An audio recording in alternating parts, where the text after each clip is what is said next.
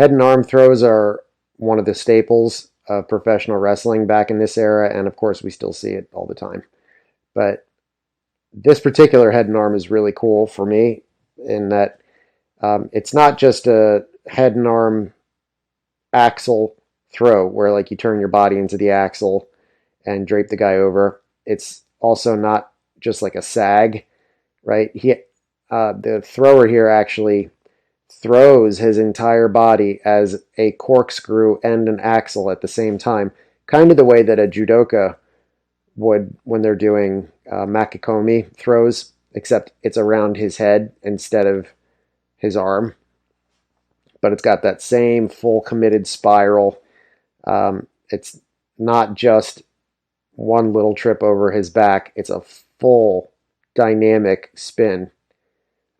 So what I like about this is that it's the dynamism of the dive plus that spiral can lead to a very hard landing for the other guy.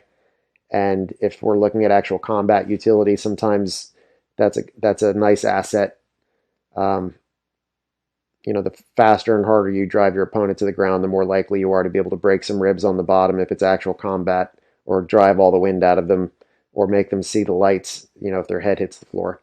So it's nice to have this kind of an option in your back pocket. And though we do see headlock throws all the time, it's one of the huge staples in these old professional wrestling matches.